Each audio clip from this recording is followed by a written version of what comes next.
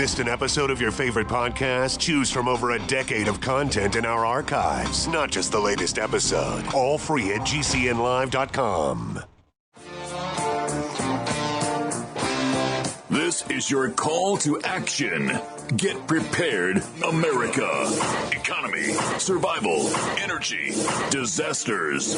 This is USAPrepares.com. Informative radio, educational radio. Interact now by emailing instructor@USAPrepares.com or text at 434-390-7953. Class, please take your seats.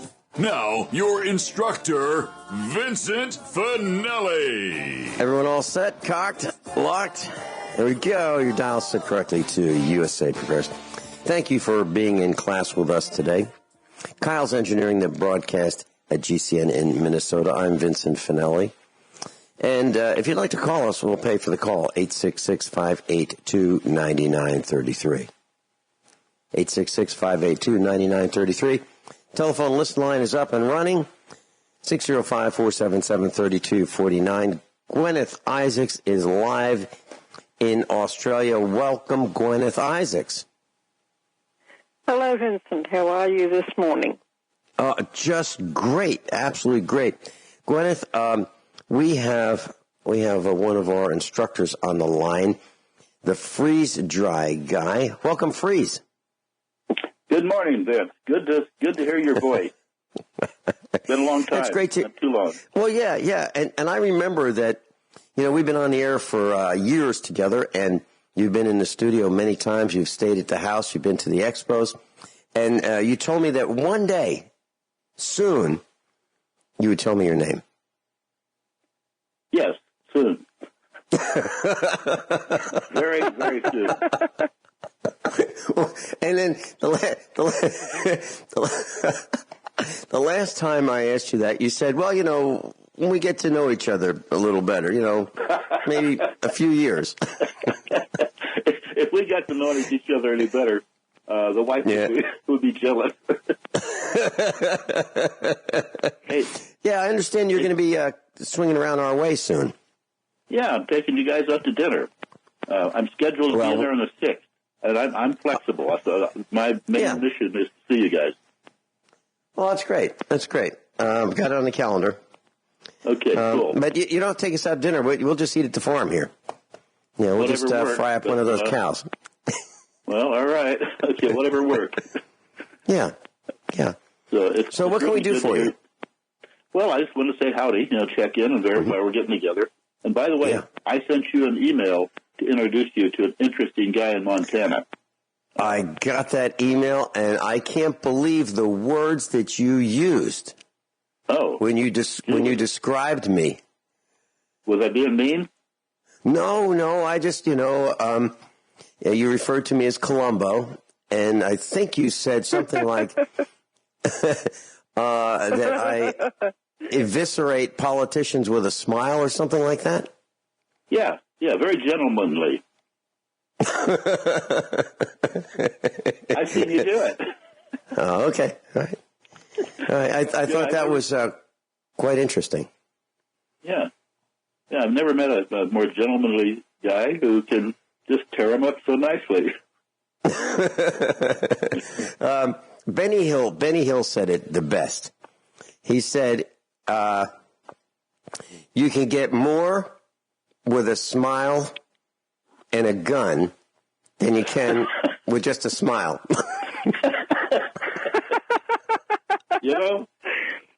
That's it. I would say that's your style. So what's new in your world, Freeze? Well, I'm pretty much retired, I'm doing some civic things, and the gentleman I mentioned to you in the email, I want to be working with him. He's very effective, highly effective, and just I'm enjoying life, as I always have, But I've never had more fun in my life than back there with you guys at the farm and at your expos. In fact, if you had an expo starting tomorrow, I would be there today. Yeah, I would, speaking of expos, let me address this for a second. I'd love to do it.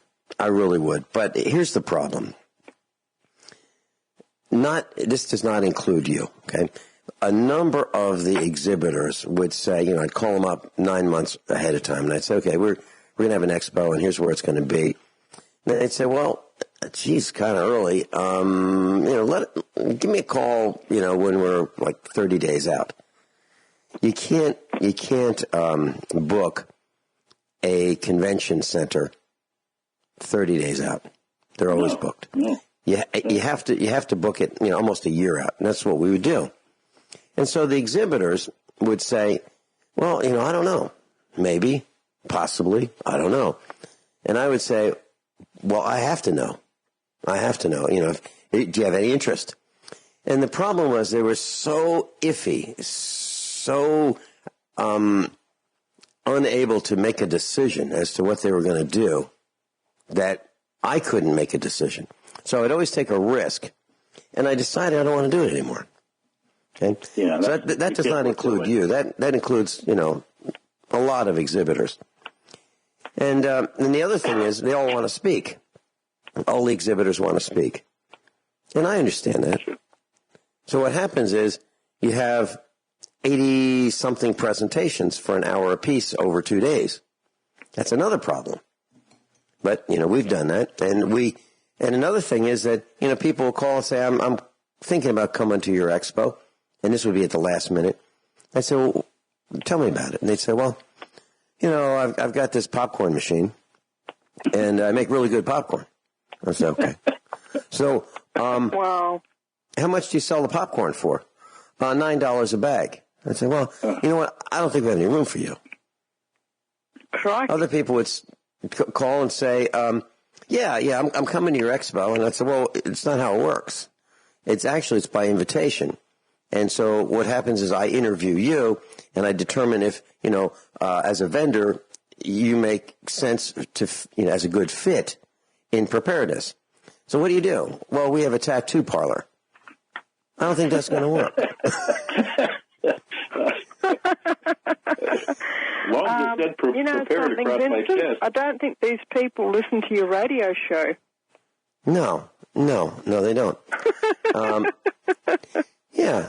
So I've decided that the next expo, it won't be really an expo. What it will really be is a small convention.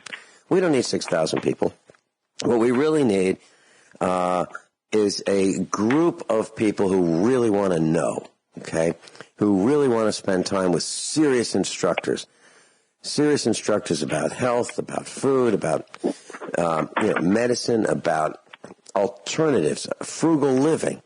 The kind of stuff that, Guineith, that you teach.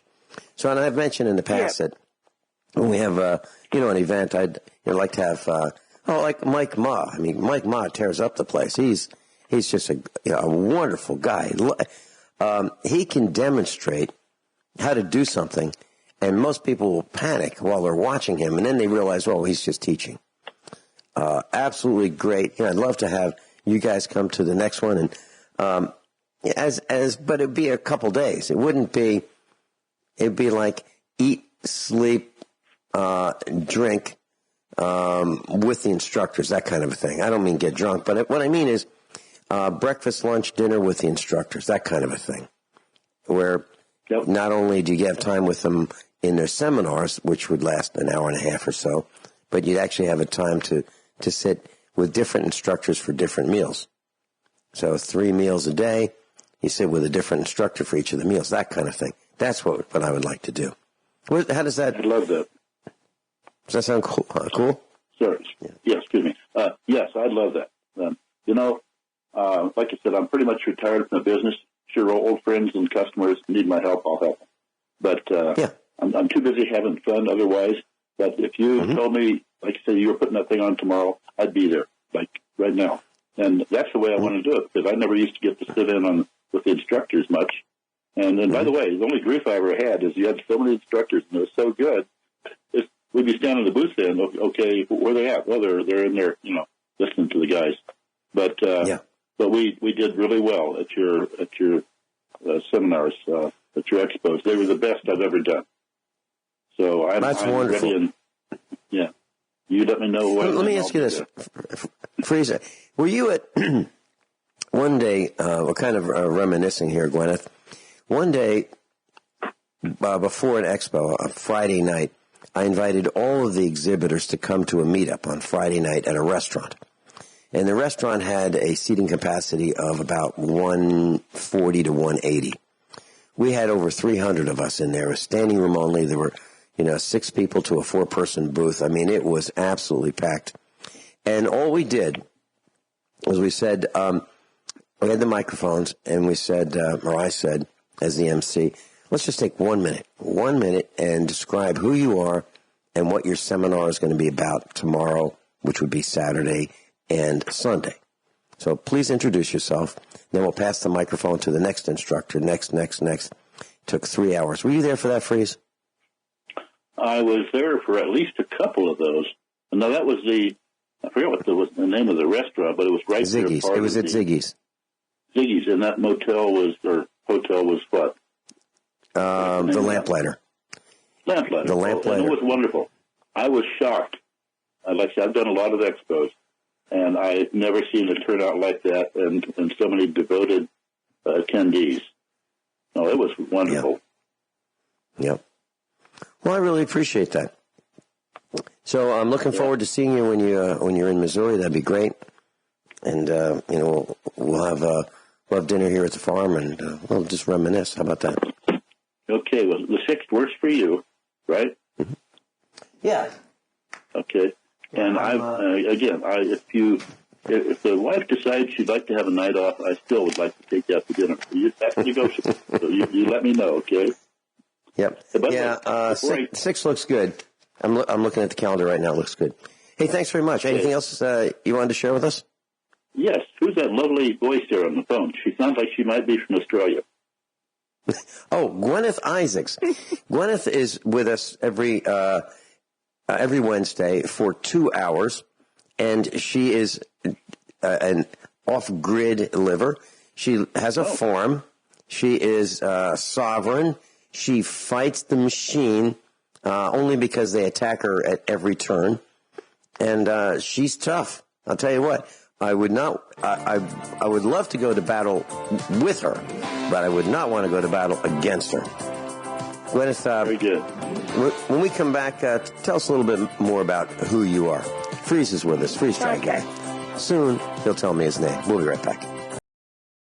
Guineith Isaacs is with us live in Australia. Freeze is with us.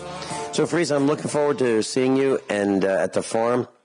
And I know that, Rich Scheben just called during the commercial break. He knows when the commercials are. And he's on the air with me a lot as well. He's on Tuesdays. And he said he ran into you at a convention or at a meeting. Yep. Yeah, here in Montana. Interesting guy. Yeah, you heard him say something like, "Oh yeah, I'm on USA Prepares," and you heard that word, and that got your attention, right? Oh yeah, I'd taken 2 steps right after I walked right past him as he said it, and I stopped and I thought, "Wait a minute, what is this?" And we had a good chat in just a moment. I kind of interrupted a little talk they had going, and I said, "Okay, good, thanks. I'll see Vince." Right. And I was gone. Yeah. Okay, I'm going to have to pull the plug, and we have something called Breakfast with Buddies. Yep. Breakfast with Buddies sounds happens. Anyway, it's a weekly thing every Wednesday. If I can ever get you up here, I'm going to take you to it. It's one of the most interesting bunch of guys you ever met. Yeah, no guns allowed, right? This is Montana. All they say is just don't shoot through the roof, okay? Yeah, I got it. Hey, thanks, Freeze. Thank you, sir. Bye-bye. Bye. So, Guineith, that was the Freeze Try Guy. He's involved in, our team.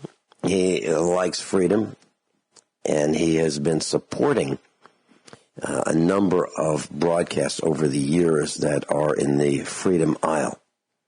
And good guy, the Freeze Try Guy.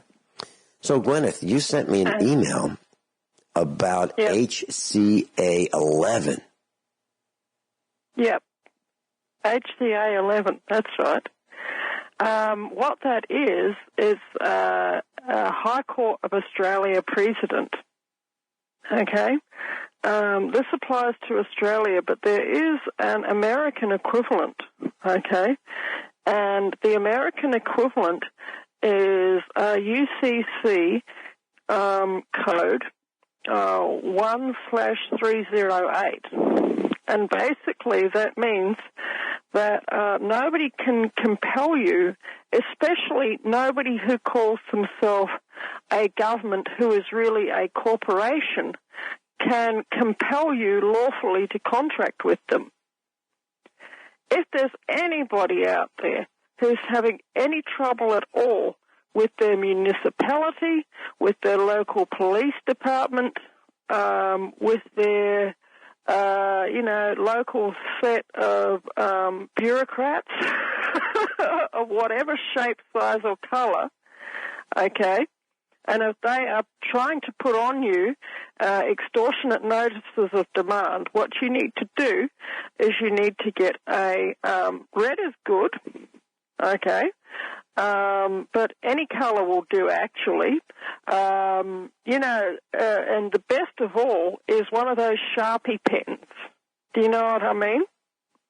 Yes, you're talking about a marker that's permanent and it has a broad line that you can draw. Yes. Yeah, that's right. But actually any pen will do. It doesn't really matter, but I like those because they're nice and bold, and they can't be missed. And you'd write across the top or across the middle of the document, UCC 1/308, all rights reserved. I do not consent to contract with you. And then you put it back in the envelope and you send it back to them. And lawfully, there's absolutely nothing that they can do.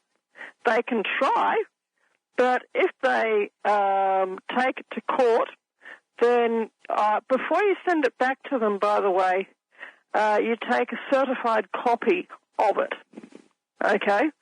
And you put that or you take a number of certified copies of it, and you put them away somewhere in a safe place. And it also helps, if you make out an affidavit saying what you've done as well, that probably helps too. And, then you send that invoice back to them with that written on it, UCC 1/308, all rights reserved, I refuse to consent to contract with you. And, and then what you do is you send it back to them, and lawfully there is absolutely nothing that they can do to collect on that debt. Hold that thought. Let's talk more about that when we come back. Guineith Isaacs, live in Australia. Class, if you'd like to learn more about Guineith Isaacs, you can go to usaprepares.com, usaprepares.com, and click on the Instructors tab, and you'll find links to Guineith Isaacs. And by the way, I no longer have a Facebook page. Zuckerberg it's just too much for me to stand. His lying, his cheating, his obfuscation. I just don't want to be part of it in any way, shape, or form. So no more do I use Facebook. And if you think about it, who uses Facebook?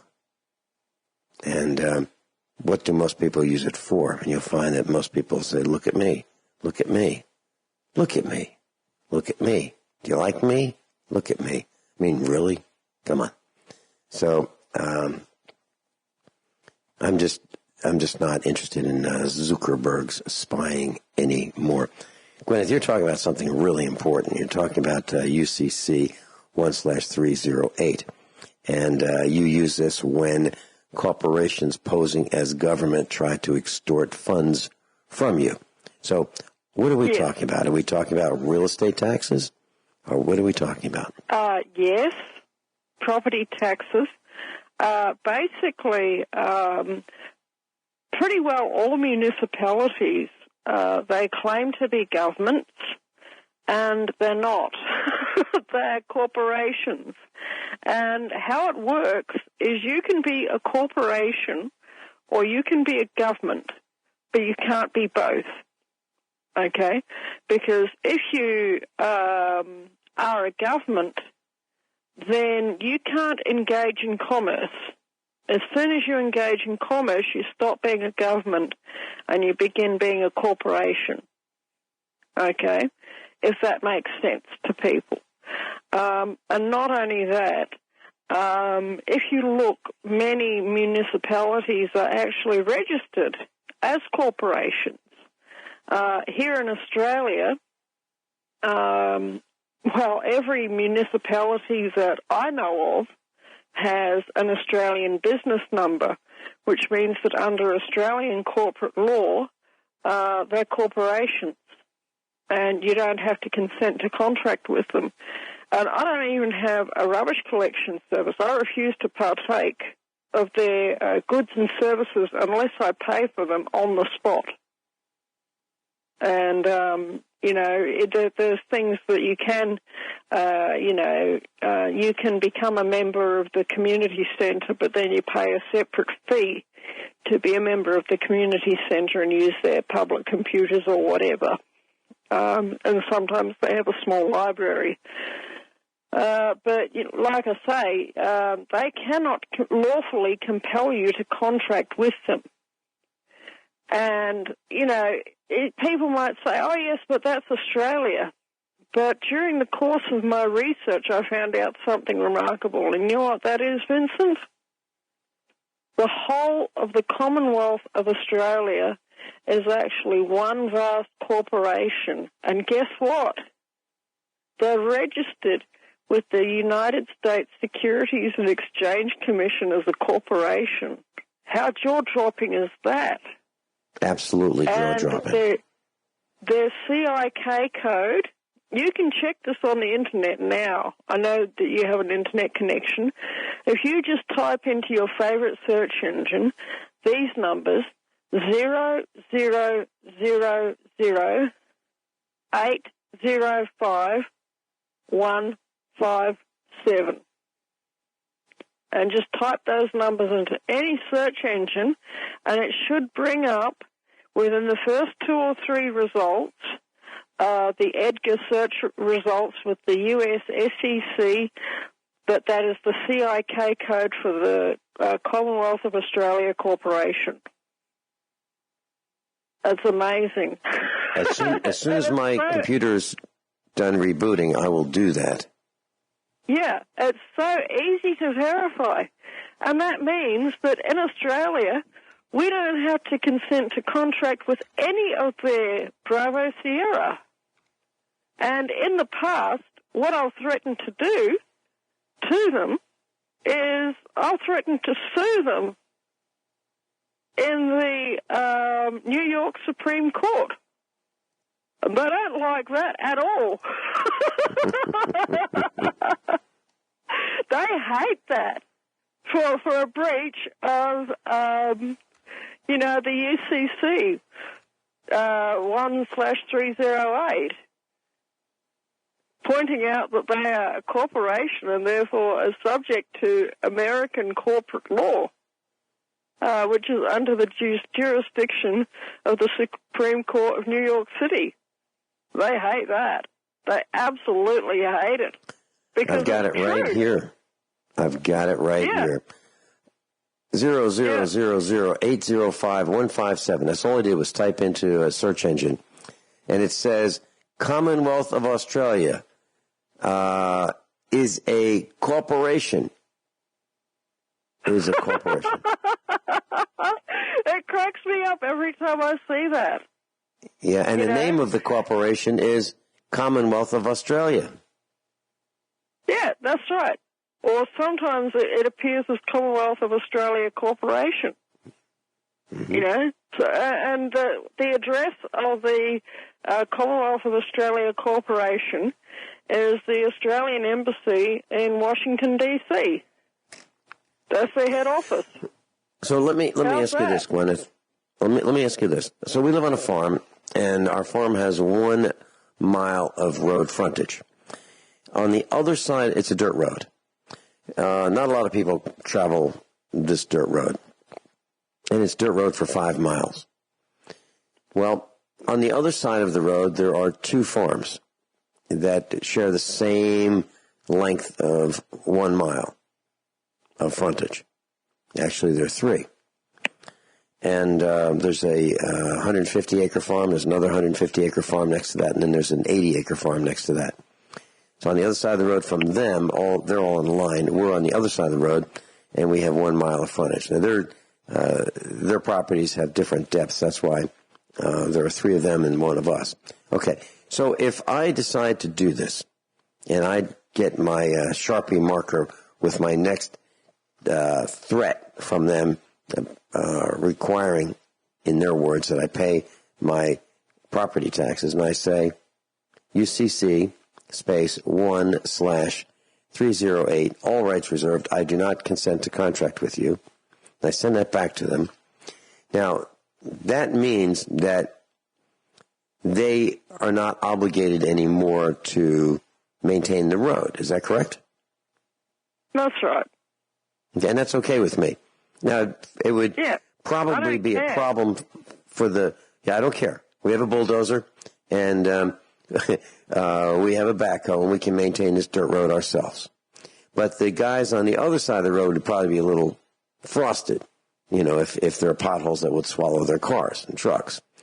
So they would probably still have to continue maintaining the road anyway, right? For the neighbors. Yep. That's right. We do not have trash service. You talk them into it. But you'll be the local weirdo, and they may try and drag you through the courts. But if you are stubborn and you dig your heels in and keep appealing and saying this is total Bravo Sierra, and either the UCC is law or it's not, or what is it? Because the thing is that you've got all these same rights under the Constitution anyway. You cannot be compelled to contract with anyone. This has been British common law for 1,000 years almost, starting in 1066 with the Magna Carta. And I've read, my cousin, I worked for her when I was in Geraldton, and she had a copy of the Magna Carta that she had bought when she was in London, because she was rather a wealthy lady. She travelled all over the world, to London, to Paris, to New York, to South Africa, and, she had a copy of the Magna Carta, and she had a copy of the Declaration of Independence. And, which is nice. So I got a chance to read both of those documents. And the first thing that is at the top of the Magna Carta is that the government actually has no right under the Magna Carta to charge taxes. How's that? And that's 1066 or thereabouts. I forget the exact date. But that's almost 1,000 years ago. And recognizing that the government's taxation thing that it does is nothing more and nothing less than a pure extortion racket. It was just, they knew that 1,000 years ago. That's what the Boston Tea Party was about. That's what the Declaration of Independence ultimately was all about. Every declaration that has been ever since in support of the common law, many of them, most of them start out with we maintain that we are born free people and that they have, the opposing team have no right to enslave us, to tax us, to tell us what to do with our lives, and the only time that we're subject to the law is if we go around hurting people. That's the only thing that's not allowed. You're not allowed to hurt people, and you're not allowed to damage other people's stuff. And under common law, you can actually damage your own stuff and no one can stop you. You can damage your own body and no one can stop you. But you're not allowed to damage other people's bodies and other people's stuff. and other people's business. And that's so simple. That is the whole of the common law. Well, that's actually all that we on our team want. All we want to be is left alone. Just leave us alone. Just stop stealing from us. Stop siphoning off the top. Stop pulling us over, because you want to check this, that, or the other thing. And I'm looking at the Commonwealth of Australia Corporation in the U.S. Securities and Exchange Commission website. And yep, you're right. It's a corporation. Yeah, they're a corporation. So, Guineith, what are the downsides of refusing to contract with the other team? Okay. Now, if you take it to the extreme end, okay, then you would not want to have driver's license. And for a long time, I didn't have a driver's license. I allowed my driver's license to expire, and I didn't renew it because I was really so angry at them, and I did not want to pay into their racket anymore. But then I went through a season of my life where I was, thinking about beginning some new business interests, needing to open new accounts, and they required ID. Now, to have their ID, their idea of an ID is a driver's license. So at that time, because I needed to open some new bank accounts, I simply had to swallow my pride and go into our Department of Motor Vehicles and pay the charge. Get off, dog! Oh, dog just jumped all over the place. I had to swallow my pride and go in and renew my driver's license. I didn't particularly want to do that, but that is something that you would have to consider. It can really, really restrict your ability to conduct trade and commerce. But what you can do is next to your signature, because basically it is coercion, to say, well, you can't conduct trade and commerce unless you contract with us. That's called extortion. Okay, it's no different than the mafia coming along and saying, well, we'll allow you to conduct trade in our town. We'll allow you to set up your shop, your market stall or whatever, but you got to pay some money to the boss. That's no different. It's exactly the same thing. And, but the way that they have the whole of society, the way that they have corporate law structured, it makes it really pretty well impossible to conduct trade and commerce without a driver's license. It's darn near impossible. Yes, it's darn near impossible to get a motel room as well if you don't have identification and a credit card.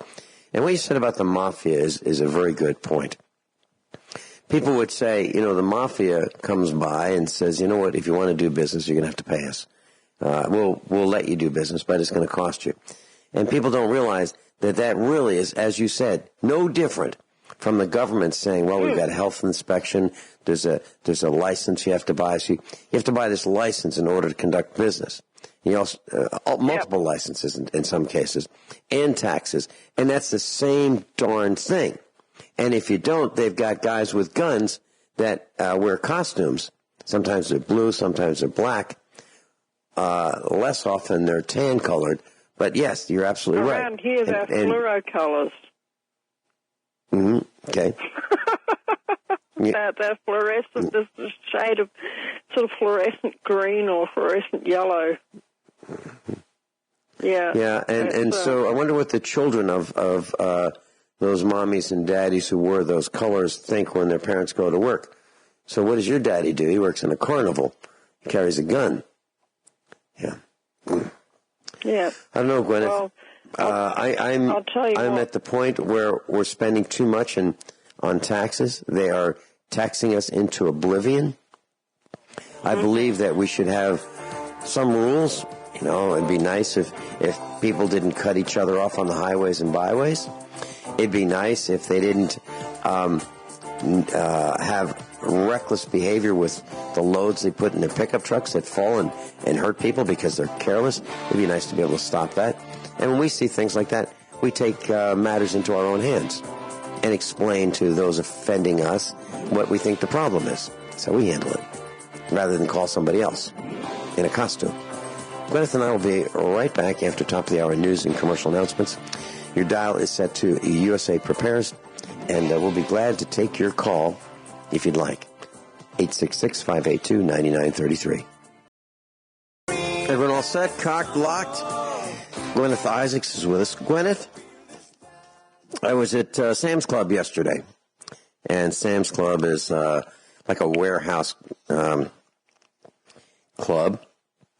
It's associated with Walmart, and so you can buy larger quantities at allegedly at a slightly lower price than at the Chinese factory outlet. And they sell pizza there and hot dogs, and you can get a drink. And I have in my hand a packet, and I don't want to read this packet. Now, allegedly it has Parmesan cheese in it, okay? It's one of those sealed little packets, and maybe 1.25 inches by 2 inches is the size of this packet. So it's got this stuff in it. And here I'm going to read every word on the label, okay? 100% grated Parmesan cheese. Then below that in small letters it says, this unit not labeled for individual sale. Then in small letters it continues saying, ingredients, Parmesan cheese, and then in parentheses it says, pasteurized part skim milk, comma cheese cultures, comma salt, comma enzymes, close parentheses, powdered cellulose, and in parentheses, anti-caking agent, close parentheses. And it says contains milk. Powdered cellulose. Yeah. And it says distributed by Sam, hang on 1 second, let me finish the whole thing. Okay. Sam's West, Inc., period, Bentonville, Arkansas, and then the zip code. On the other side, it has a picture of a cheese grater and some cheese, 100% grated Parmesan cheese in large letters. So the point I'm trying to make about this is and I can't figure out, corporations lie, obviously. So it says in big letters, 100% grated Parmesan cheese. Now, how can it be 100% grated Parmesan cheese if it has salt and cellulose in it? How's that possible? How can you have 100% cellulose? Cheese?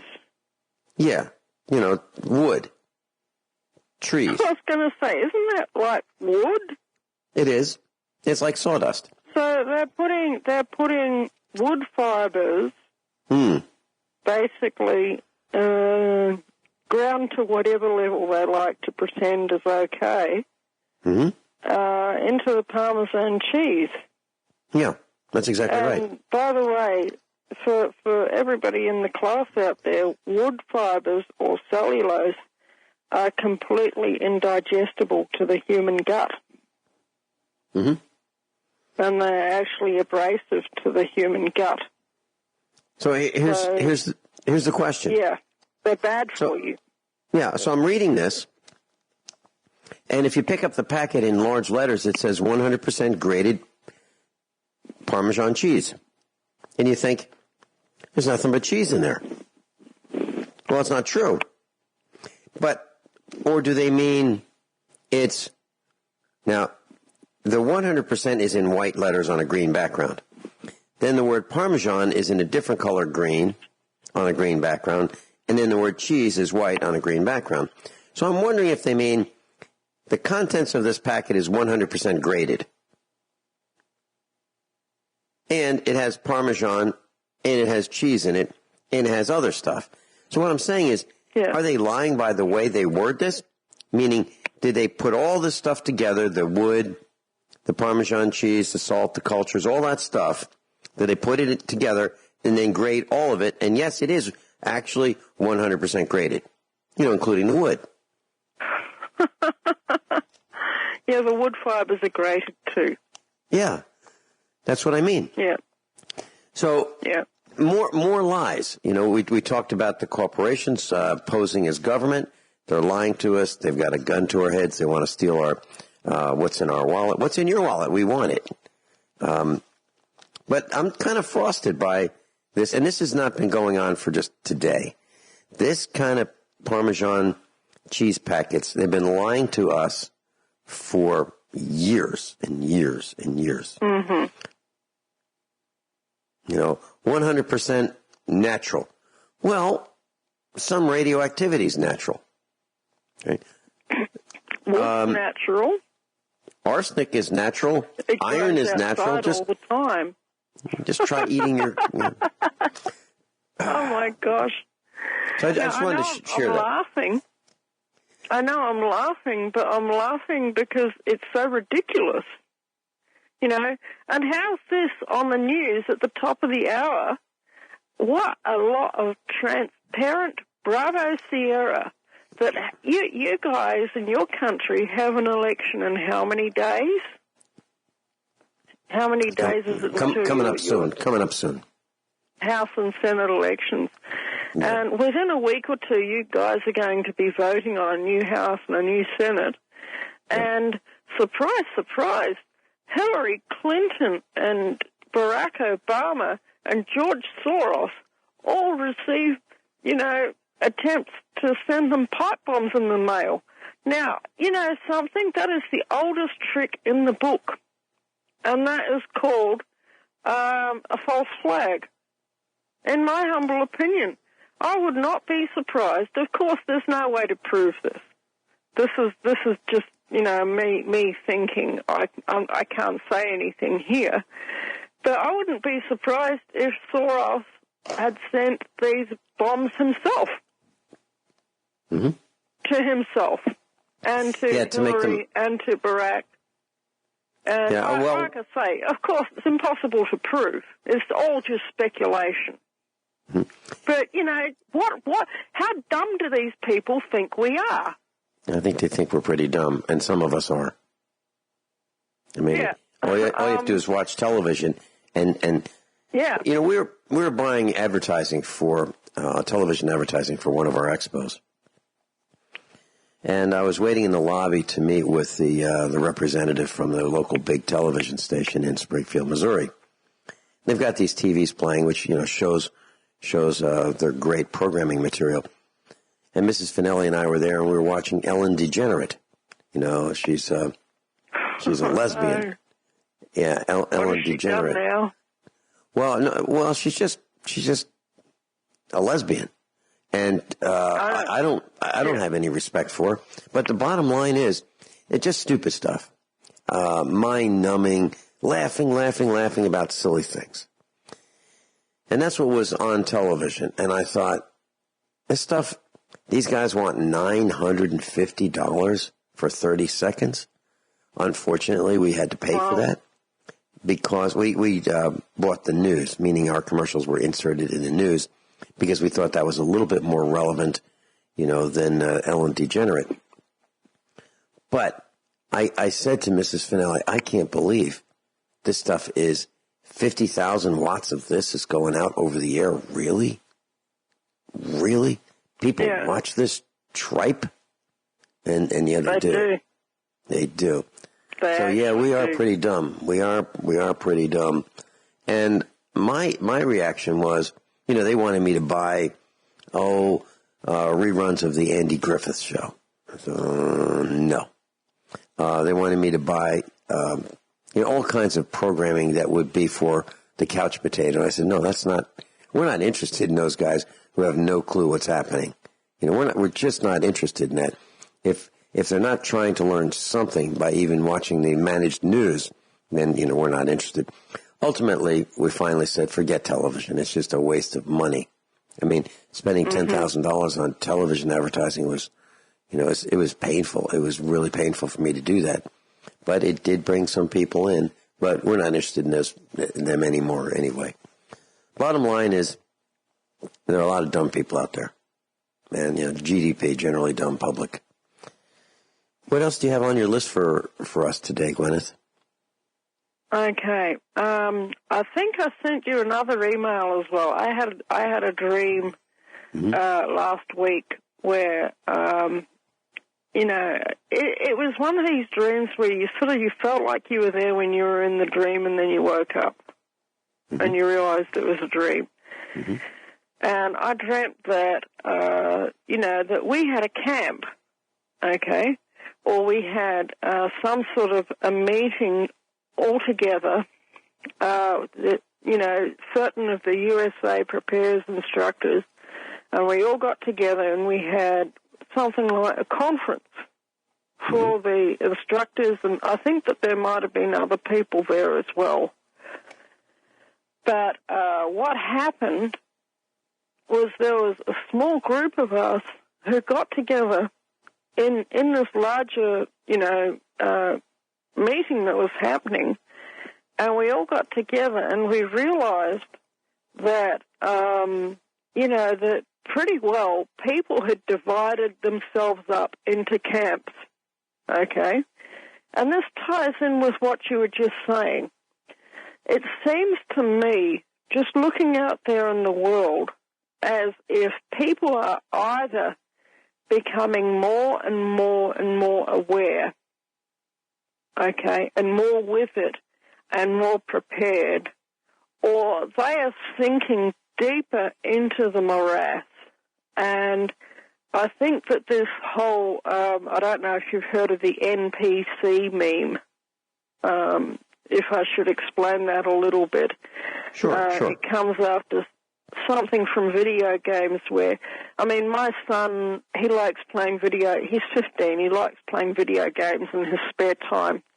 And there's certain characters in the video game that they have a very simple AI technology that drives them, and the code in them sort of says, walk up to the corner, turn around, come back. If a player engages you, this is what you say. Okay? Very, very simple AI-type code. And it's sort of like, for people of previous generations, it's like the Pac-Man games where the ghost would go to one end of the maze and then to the other end of the maze and then around the corner and around the other corner, and they always followed the same track, if that makes sense. Yeah. Please continue. People who... Yeah, we're going to a break. Yeah. We're going to a break. Let's talk about it more. We've been talking about the GDP, the generally dumb public, and AI, and how we have been programmed. Guineith, please continue. Okay. Now, if you look at a lot of people out there, they're settling, or I would say just about everybody now has settled into one of two camps. And that is those who are in a video game context, okay, the non-playable characters and the players, okay. That's the people who are actually engaging with the system in a creative way. And then you get the people who are programmed drones. Okay. Now, if you could, there's been people come out in the last year or two saying, well, basically this whole world is a gigantic video game. And I would say, well, on some level I would be inclined to agree. And I'll explain what I'm saying there. If you look at a video game like, for instance, Minecraft, okay, you have to, you're plonked into the middle of a fairly random world. You have to fairly quickly build a house, and you have to set up a perimeter, and you have to defend your house from zombies, and various feral creatures. And there's a character, which is an enemy-type character in Minecraft, which is called a creeper. And it can sneak up behind you and then blow itself up. And so I say, gee, the parallels with particular humans, if you could call them that, out there in the universe is astounding, isn't it, son? It's... and if you do well in Minecraft, you can build a absolutely amazing world. And you can go onto YouTube and see some of these Minecraft worlds that these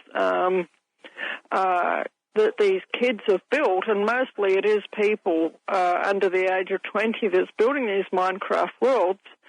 But what I do when I see my son playing these games is I draw his attention to what I'm doing outside. And I'm saying, listen, what I'm doing out there is Minecraft in real life, okay? I'm setting up a garden. I'm maintaining my perimeter, defending my property from hostile outside invaders, and trying to basically build a beautiful life, and, there's other games. There's a game called, Fallout, which is basically that you get the job of, you would actually really like this game. You have to, you have a small group of people that you live with, and the setting is that the zombie apocalypse has just happened, and you all have to survive. And you go out there on foraging expeditions, and you, have to avoid or kill the zombies. And in this game, I'm guessing that something like the scenario is that there's been a massive human rabies outbreak. Okay? So the zombies in this game, there's no point in reasoning with them. They are like humans that have gone rabid.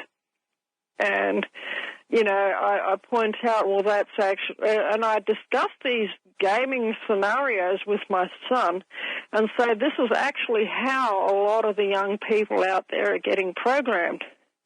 And with that, I can help to shift his awareness out of, oh, this is just a game, it's all just fun, blah, blah, blah, to know this is how the system is engaging young people and is programming them and trying to prepare them and trying to manufacture consent to produce these scenarios. And I really believe that that's true because on a spiritual level, and bear in mind, every one of these globalists that's come out from multiple sources, every one of them is a Luciferian, Satanist, devil worshipper of some description. All of the senior globalists. And they have a set of rules that they have to abide by, and they cannot do anything to you without your consent. And if you express that you do not consent, then they can try and manufacture that consent by forcing you, by harassing you. Robert Stewart, USA Prepares instructor in Kansas, is joining the discussion. Welcome, Robert. Hello, Vincent. Can you hear me? Very well. Thank you. Okay, good. It's an honor to be on with Guineith. Thank you, Guineith, for everything you bring to USA Prepares. I just wanted to touch on... Thank you.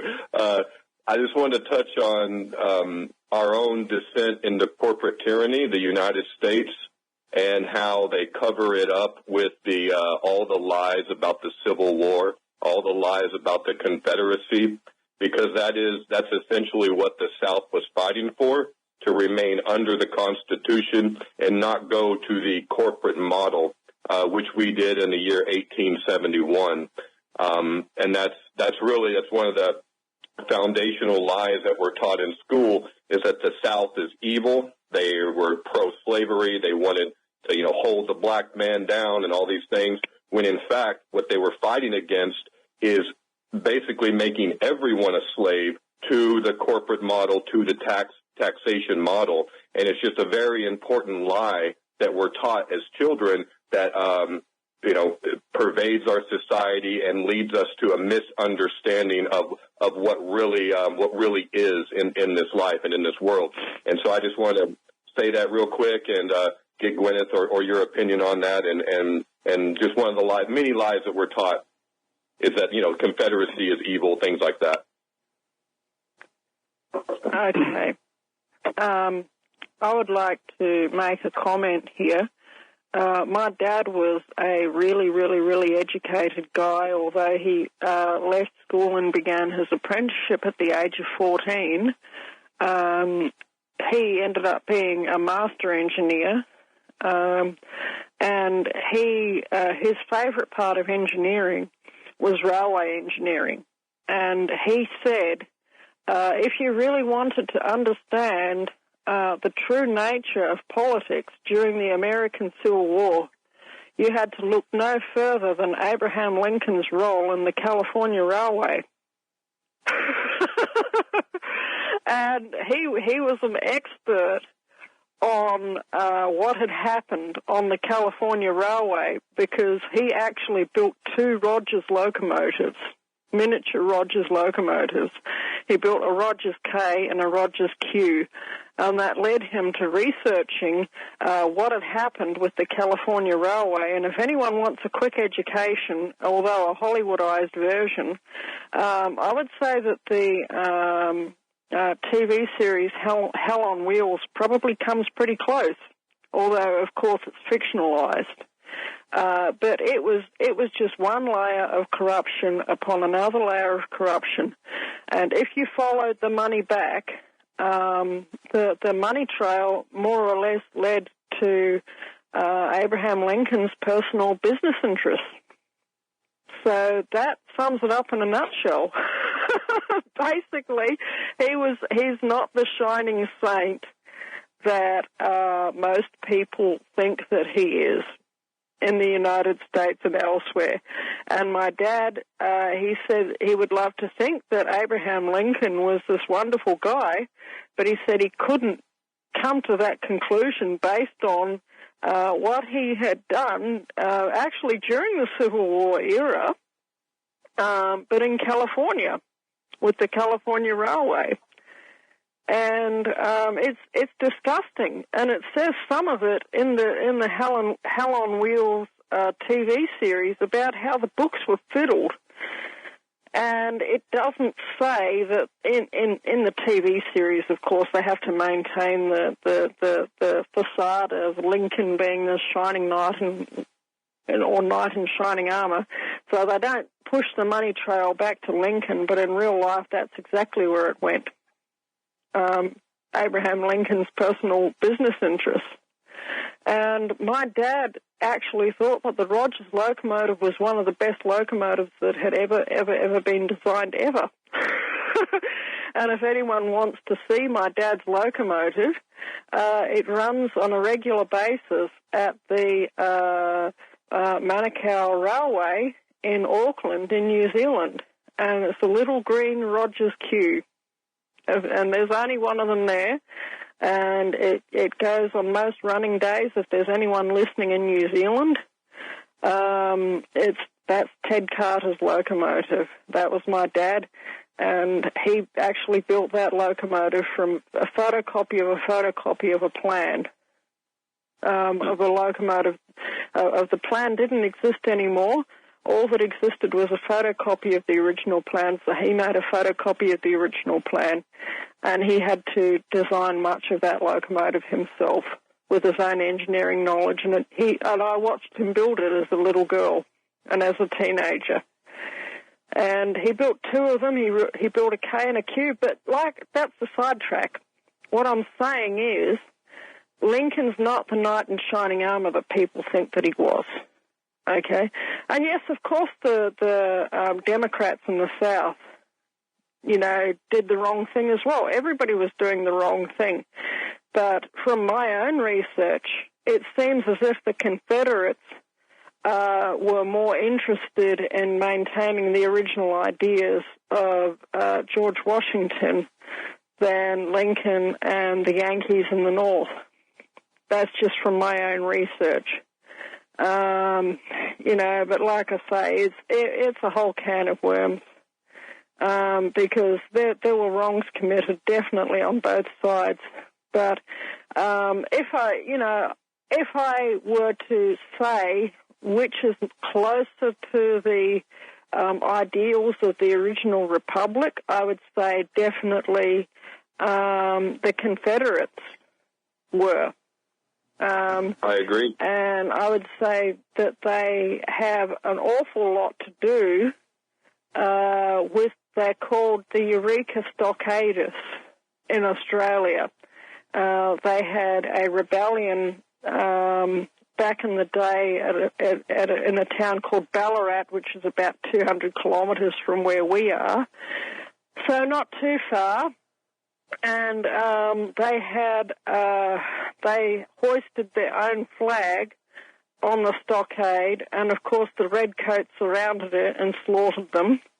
But the idea of the Southern Cross flag, which is different to the Australian flag, never really went away, and you'll see Southern Cross flags flying all over the place in this particular district of the country, which is very much modelled after the Confederate idea or the American Republic idea. Okay? They say it was about slavery. There we go. They talk about it. The war was about slavery, and it was. But what they don't say is that it was about making everyone into a slave.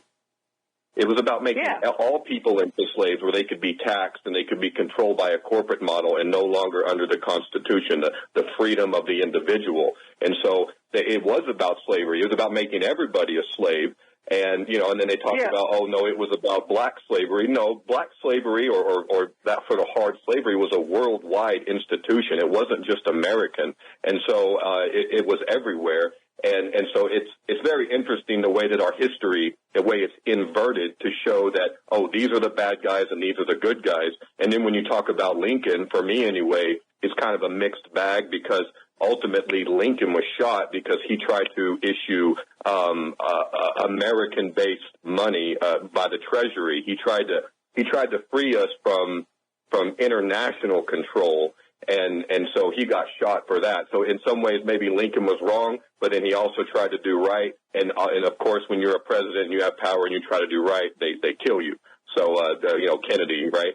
So it's just an interesting sort of, for me, it's very important that information come out, that it's not so simple that the South was evil and they wanted slavery. Slavery was everywhere at that time. It was that they wanted to remain under the Constitution and have states' rights. And instead of going under a corporate model, the maritime law, where you get a birth certificate and now you're held as livestock on the stock exchange, where you are essentially a livestock. Your life is worth a certain amount, and that amount can be bought and sold. And so you literally become a slave.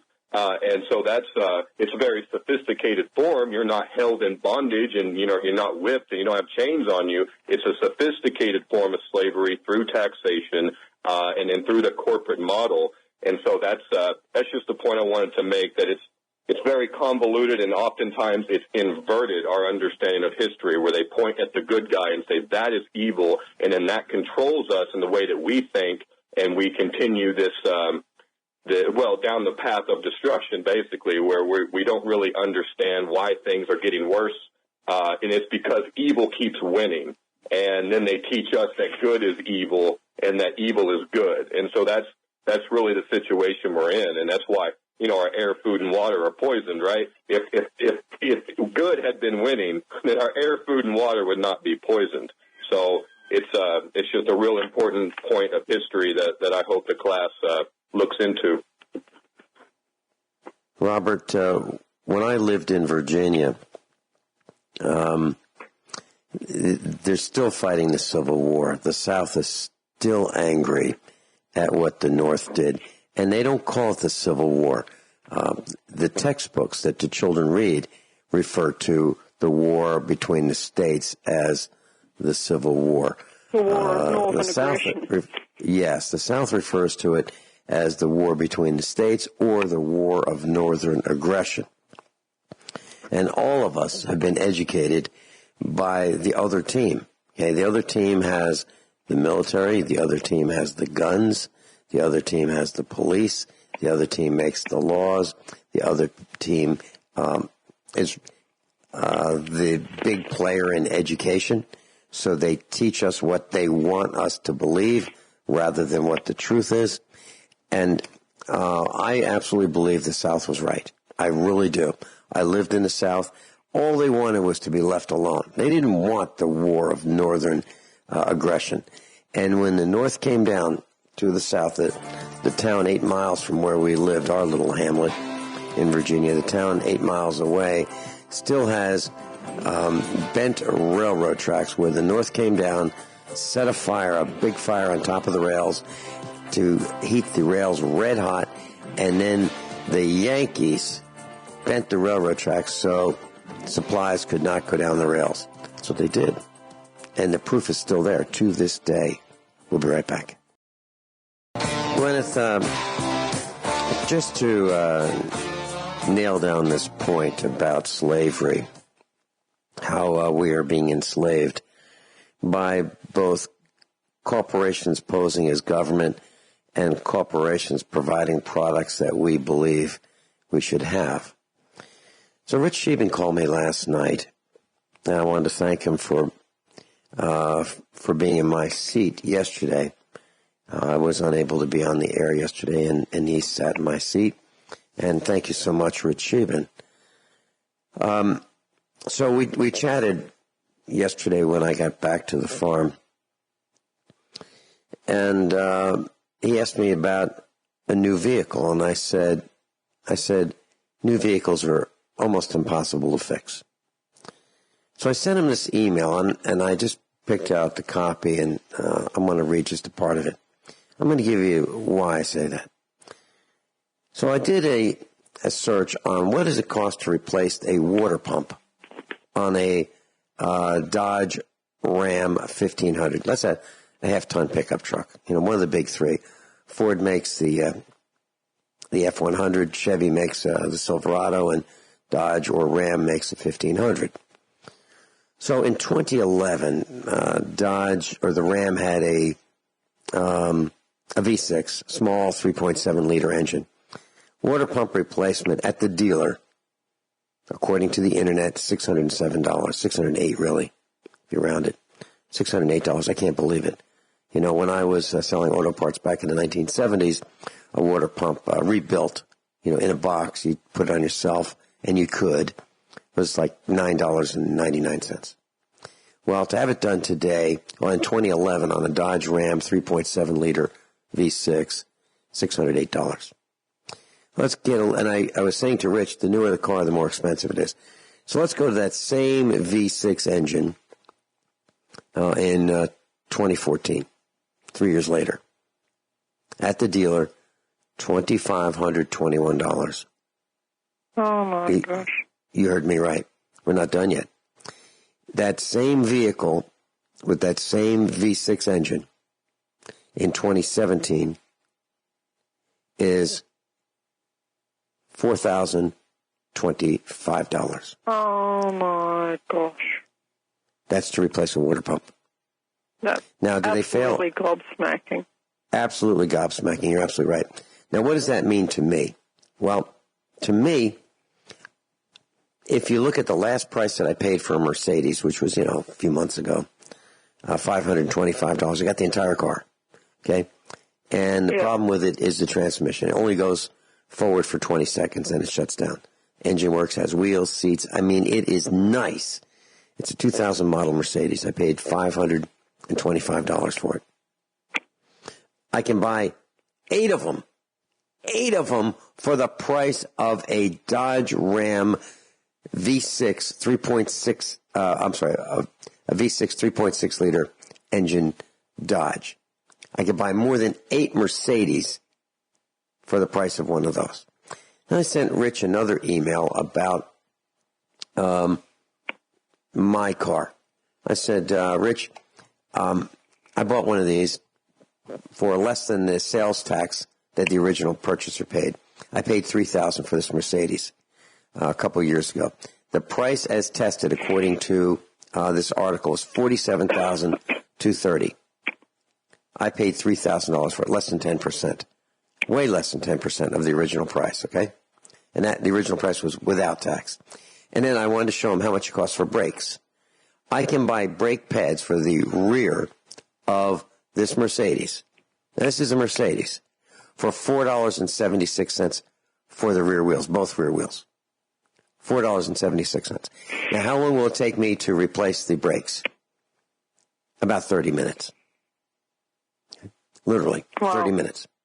Now, what I'm trying to contrast is what has happened. What has happened to the average customer? He's being skewered with these new vehicles.